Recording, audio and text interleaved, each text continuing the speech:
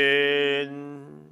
사무엘상 3장 1절에서 14절을 이수님 집사님과 함께 교독하겠습니다.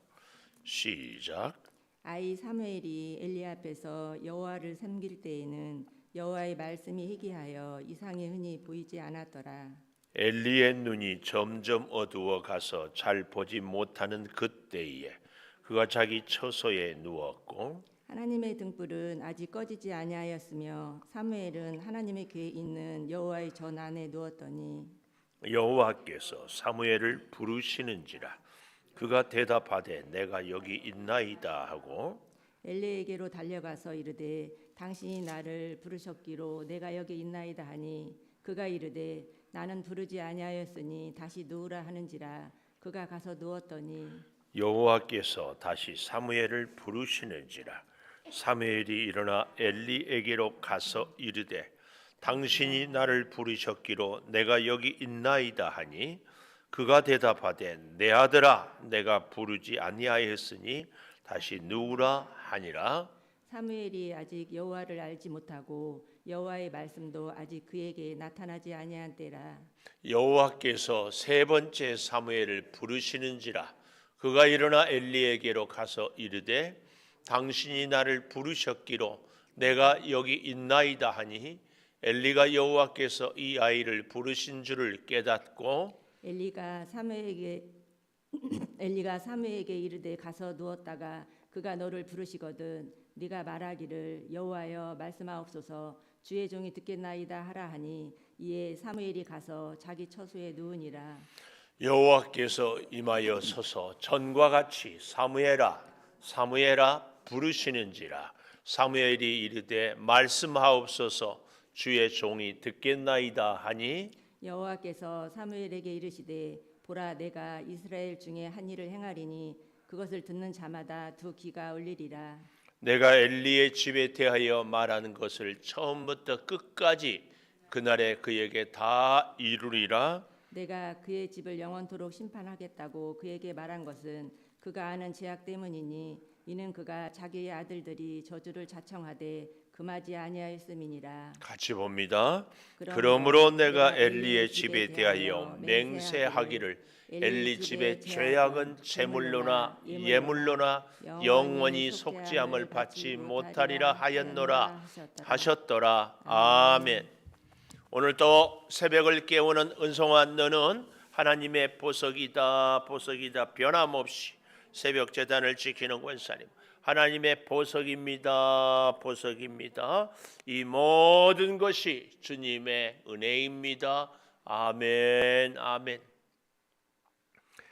9절 10절에 보면 주의 종이 듣겠나이다 주의 종이 듣겠나이다. 처음에는 하나님이 부르시는 줄도 모르다가 엘리를 통하여서 이제 배움을 받고 사무엘이 하나님의 부르심에 주의 종이 듣겠나이다. 오늘 제목입니다. 이게 왜 이렇게 중요하냐면은 이 첫째로 1절에 보십시오. 아이 사무엘이 엘리 앞에서 여호와를 섬길 때에는 여호와의 말씀이 희귀하여 말씀이 희귀하여 말씀이 희귀한 것은 두 가지입니다. 하나는요 우리 사람도 그렇잖아요. 어떤 말을 얘기를 하는데 듣지 않으면 더 이상 말하고 싶지 않아요. 하나님도 계속해서 말씀을 주시는데 듣지 않으면 더 이상 말을 하고 싶지 않아요.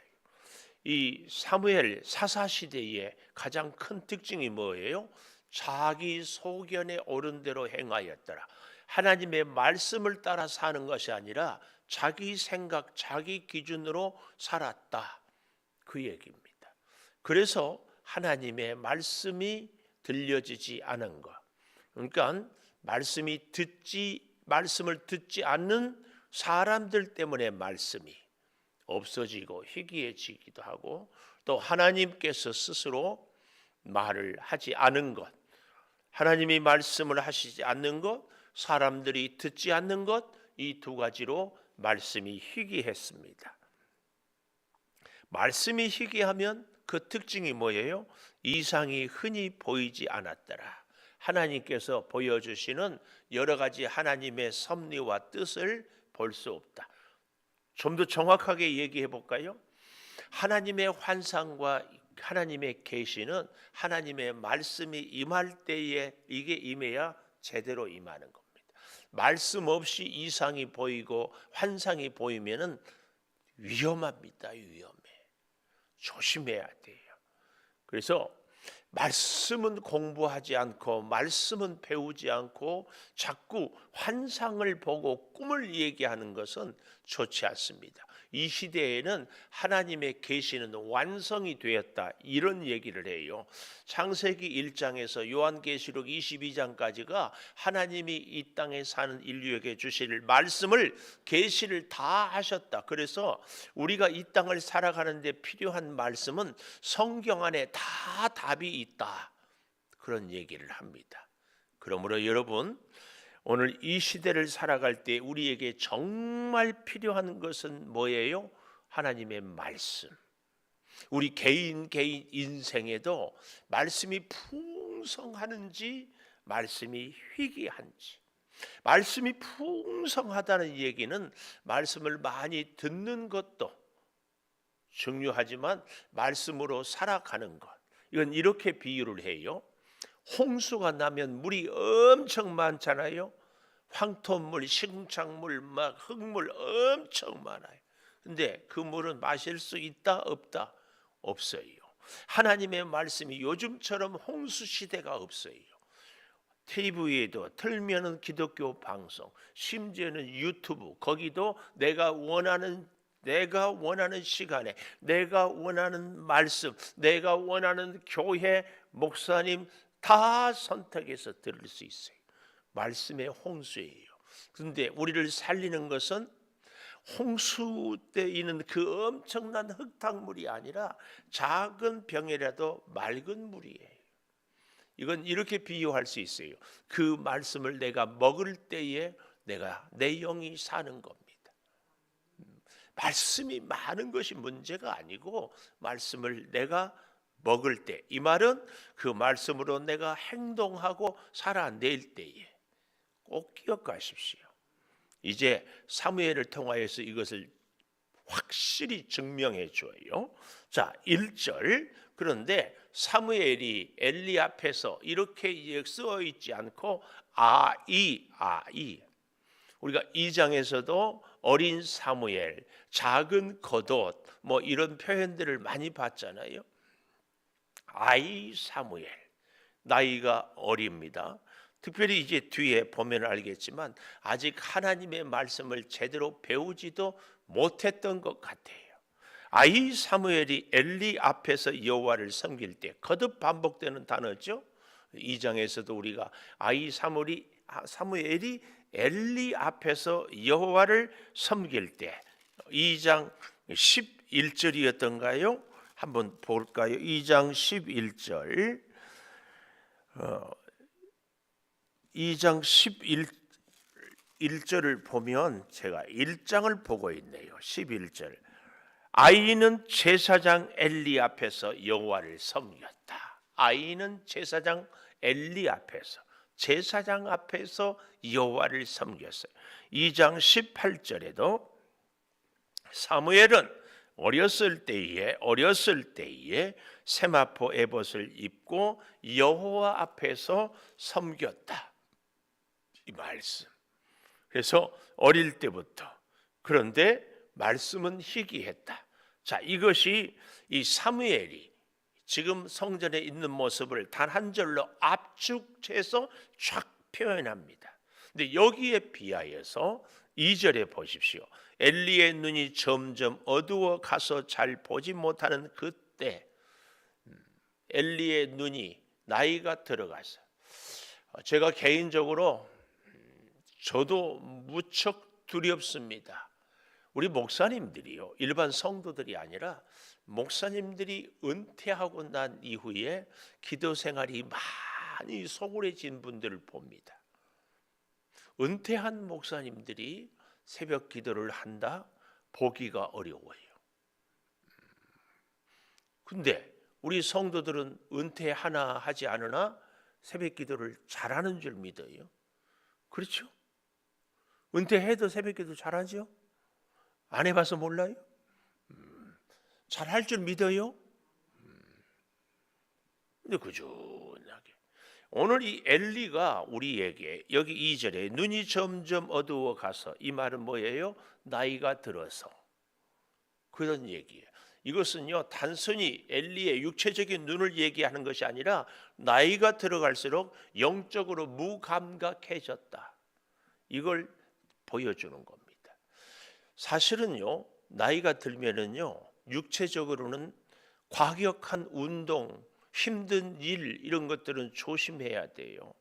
우리 지금 요즘에 우리 이선화 권사님이 어머니가 고관절이 다쳐서 골절이 돼서 병원에 입원하고 고생하는데, 그 아마 남동생인가가 업고 계단에 내려오다가 이렇게 삐끗해서 그런 모양인데, 나이가 들면은 여러 가지 육체적으로 제약이 많아요. 무리한 일도 운동도 하지 않아야 돼. 근데요 나이가 들수록 더 풍성해지고 더 깊어지고 더 귀하게 할 수 있는 일이 기도입니다. 기도는 나이가 들수록 훨씬 깊어질 수 있어요. 기도는 나이가 들수록 훨씬 풍성하게 할 수 있어요. 네? 젊어서는 바빠서 못했다. 나이 들어서는 안 바쁘잖아요. 바빠요? 요즘 별로 안 바쁘죠? 이름 안 불러 내가. 별로 안 바쁘죠? 직장 다닐 때보다는 덜 바쁘죠? 근데 기도하는 시간은 더 많은 줄 믿어요? 더 많은 줄 믿어요? 중요한 거예요. 젊어서는 바빠서 일했으니까 나이 들어서는 쉬어야 된다. 나이 들어서는 어디 바람 쐬러 다녀야 된다. 아니에요. 젊어서는 일했으니까 나이 들어서는 정신 바짝 차리고 기도해야 돼. 그 답이 이제 뒤에 나와. 자, 보십시오. 자기 처소에 누웠어요. 이 기가 막혀요. 엘리는 눈이 어두워서 잘 보지 못하는 자기 처소에 누웠어요. 3절에 하나님의 등불은 아직 꺼지지 않아. 등불은 왜 꺼집니까? 기름이 없으면 꺼지잖아요. 근데 기름이 없으면 꺼집니까? 기름이 없어서 꺼지지만 심지가 다 타기 전에 심지까지 타요. 물론 어떤 이 심지까지 안 타게 하는 그런 심지도 요즘은 이렇게 하지만 실에 이렇게 하는 거죠. 실, 그 심지까지 다 타버려야 돼. 오늘 여기 그 얘기입니다. 하나님의 등불은 아직 꺼지지 않았다. 이 말은 거의 꺼져갔다. 하나님의 등불은 성령의 기름은 다 떨어졌고 심지만, 근데 그때 이 뚜껑을 들고 석유를 가만히 부으면 다시 기름이 공급이 돼서 불이 타지요. 바로 그런 형편입니다. 그런데 3절에 보면 사무엘은 하나님의 궤 있는 여호와의 전 안에 누웠다. 엘리는 어디에? 자기 처소에. 사무엘은 어디에? 하나님의 궤가 있는 여호와의 전 안에. 그렇다고 해가지고 목사님 저도 오늘부터 성전에서 처리할게요. 안 돼. 안 돼. 집에서 우리는 잘 주무시고 새벽기도 잘 나오세요. 교회가 정한 시간에 예배에 빠짐없이 나오는 것이 신앙생활을 잘하는 제1원리입니다. 어째 이렇게 아멘을 할 때도 안 할 때도 모르고. 그래도 설교는 하겠습니다. 아멘은 안 해도 설교는 합니다. 문제 아멘하고요. 자, 보십시오. 여호와의 전 안에 이렇게 누워 있을 때 여호와께서 사무엘을 불러요. 그가 대답하되 내가 여기 있나이다. 동그라미 밑줄 내가 여기 있나이다. 5절에도 보니까 엘리에게 달려가서 나를 부르셨기로 내가 여기 있나이다. 6절에도 보니까 내가 여기 있나이다. 그렇죠? 8절에 보십시오. 세 번째 내가 여기 있나이다. 그러니까 어떻게 해요? 엘리가 이제는 알아가지고 하나님이 부르신 줄을 알고 가르쳐 주셔요. 8절 보십시오. 여호와께서 세 번째 사무엘을 부르시는지라 그가 일어나 엘리에게로 가서 이르되 당신이 나를 부르셨기로 내가 여기 있나이다 하니 엘리가 여호와께서 이 아이를 부르신 줄을 깨닫고 이때야 깨달았어요. 그러니까 아까 우리가 엘리의 눈이 이절에 어두워져 갔다 이 말은 영적인 총명함이 점점 사라져 갔다. 그런데도 사무엘은 엘리 앞에서 여호와를 섬겼다. 이걸 우리가 같이 보아야 됩니다. 자, 그런데요, 여기서 굉장히 중요한 것, 사무엘은 여호와의 궤가 있는 하나님의 전에서 그날 하루 저녁만 잤을까요? 사무엘은 자기 처소가 없었을까요? 있었을 겁니다. 그날만 잤을까요? 아마 여러 날 자지 않았을까? 뭘 얘기해요? 예수님이 이 땅에 오실 때에 도포자락 휘날리고 오지 않고 어린 아이로 와서 차근차근 자랐다는 얘기. 우리의 믿음 생활에 굉장히 중요한 원리가 여기에 있어요. 사무엘이나 예수님이나 뭐예요? 우리가 하나님의 음성을 듣고 하나님의 이적을 행하는 데에는요, 변함없이 일상에서의 꾸준한 하나님과의 교제가 어느 한순간에 하나님의 역사로 하나님이 사무엘을 부르시는 것처럼 짠 하고 이루어집니다. 우리가 굉장히 속는 것이 뭐예요? 하나님이 어느 날 말씀을 하시니까 나도 평소에는 내 마음대로 놀다가 어느 날 하나님이 나한테 짠. 그렇지 않습니다. 하나님이 사무엘을 부르시기까지 한나 어머니 태어나기 전부터 하나님은 사무엘의 어머니 한나의 기도를 들으시고 어린 사무엘을 계속해서 매 순간 동행하고 때가 되어서 사무엘을 부릅니다. 우리도 기도 응답을 받기 위해서는 일상에서 매일 매 순간 하나님을 찾고 기도하는 것이 그래서 중요합니다. 정신을 바짝 차리십시오. 내가 형편된다고 기도하고 내가 몸이 컨디션이 좋다고 기도하고 내가 바쁘다고 기도 안 하고 그래서는 하나님의 문제 해결의 응답을 찾기가 듣기가 구하기가 어렵다. 절대 기억하십시오. 왜 우리가 치명적인 실수, 하나님이 어느 날 갑자기 말씀, 천만에 하나님은 어느 날 갑자기 아닙니다. 늘 말씀하시고 늘 보고 계시고 늘 함께 하신대. 그런데 우리가 그걸 보지도 못하고 듣지도 못하는데 언제 보여줘요? 하나님이 보아라 하니까요? 아니에요. 하나님은 매 순간 매일 우리에게 들려주셔요. 그런데 그 말씀을 듣기 위해서는 어제 또 오늘 또 내일 또 기도하고 엎드리고 찾는 것. 기도를 띄엄띄엄 대충 형편 따라서 미안해요. 그런 분에게 기도 응답은 없다. 단정코 말씀합니다. 꼭 기억하십시오. 우리가 다 알잖아요.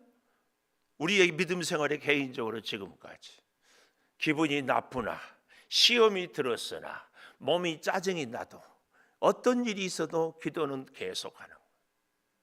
나이 들어서 진짜 우리에게 이제 유일하게 남은 저력은 기도밖에 없는 줄 믿습니다.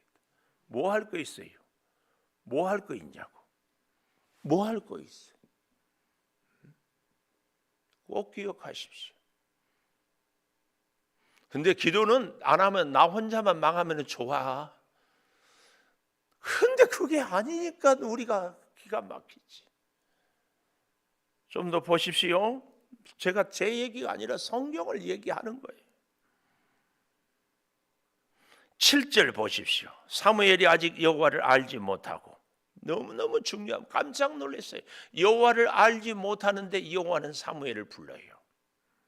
우리가 하나님의 말씀을 다 몰라도 하나님 앞에 나와서 하나님의 궤에 있는 곳, 하나님의 성전에서 기도하는 것이 중요해요. 그래서 사무엘은 평생 하나님의 말씀을 듣고 깨닫고 살아가게 됩니다. 이게 사무엘이 우리에게 가르쳐주는 교훈이에요. 우리 가운데는 다 알아야 믿고 다 이해돼야 충성하고 천만의 말씀이에요. 우리가 밥을 먹을 때 이 밥이 무슨 영양소가 있고 여기 몸에 어디에 좋고 그런 걸 알고 먹습니까? 모르고 생각 없이 먹어도 우리 몸을 골고루 건강하게 해주는 겁니다. 하나님의 말씀을 아는 것보다 더 중요한 것이 하나님 안에서 살아가는 것이 더 중요해요. 더 중요해요. 여기 8절 엘리에게로 가서 나를 부르셨기로 내가 여기 있나이다.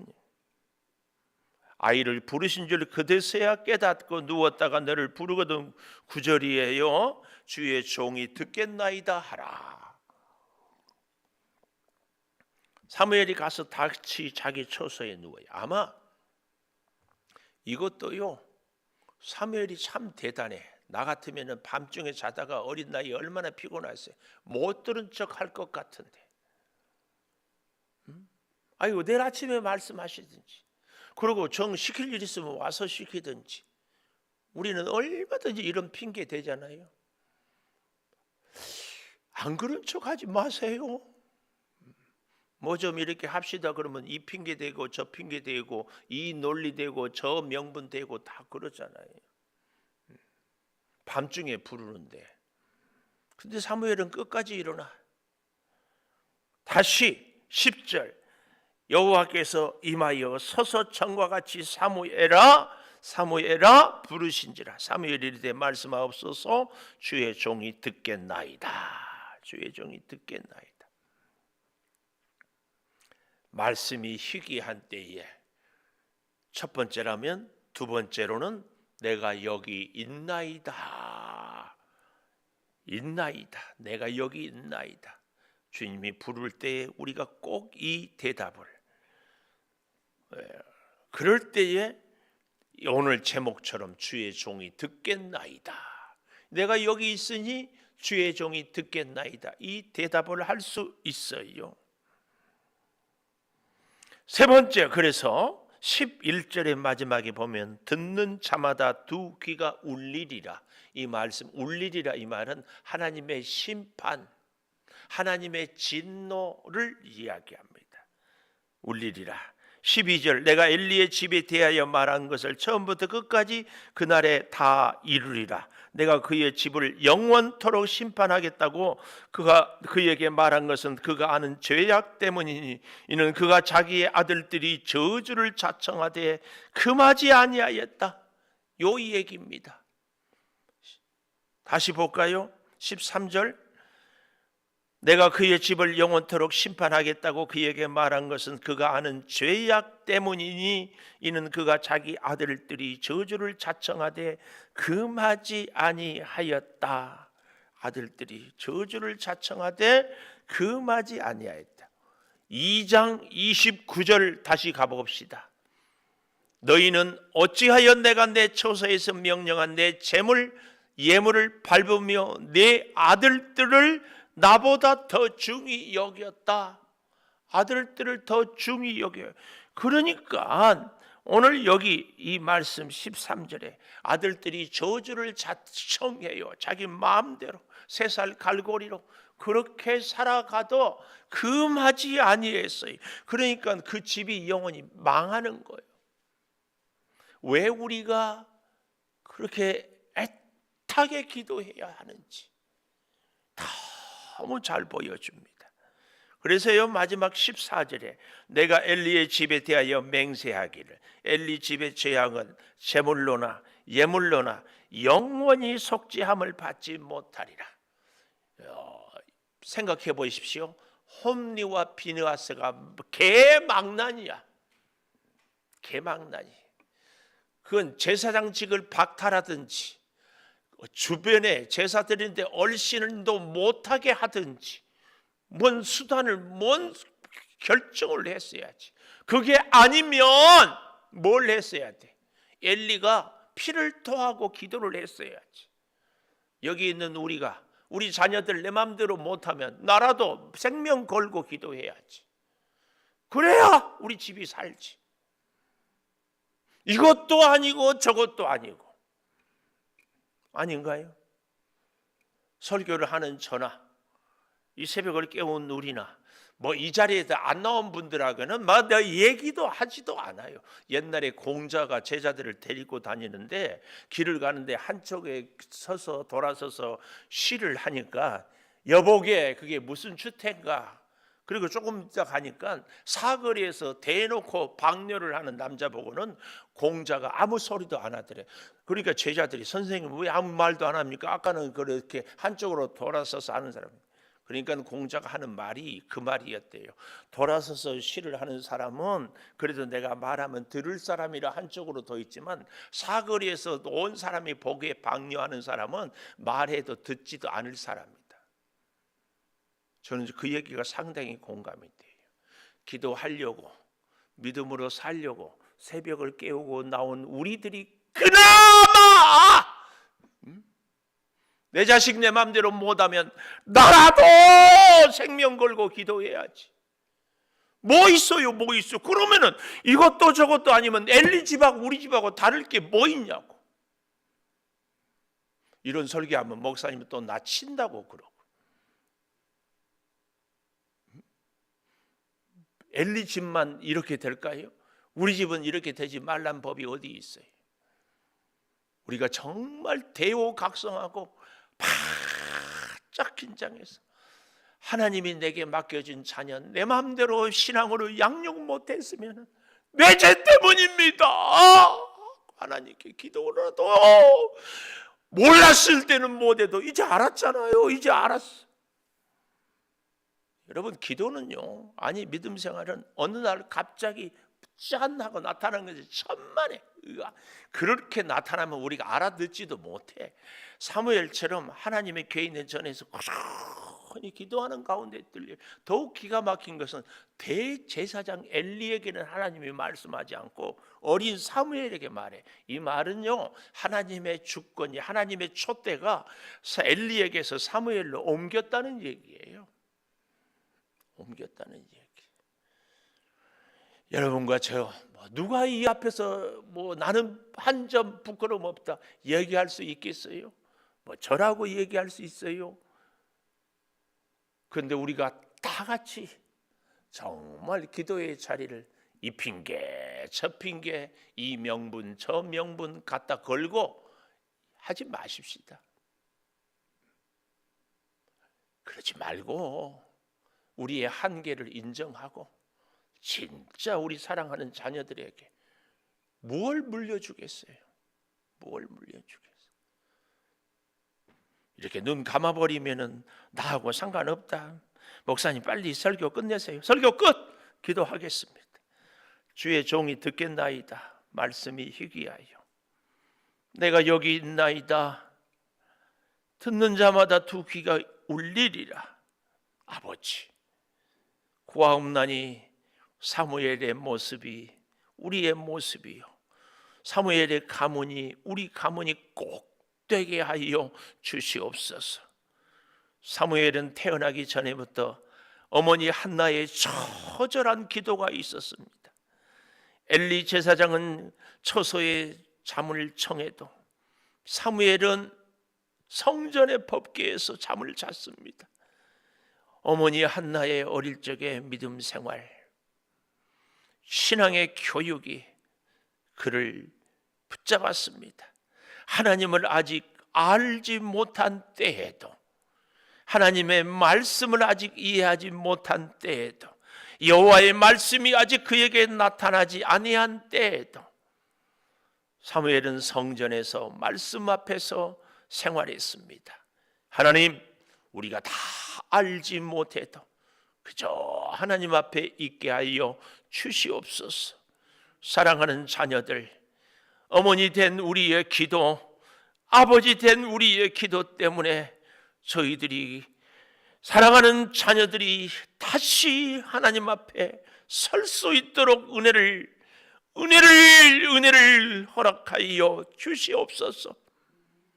지금은 우리 주 예수 그리스도의 은혜와 아버지 하나님의 무한하신 사랑과 성령의 감화 감동하심이 영원토록 함께 하시옵기를 간절히 축원하옵나이다.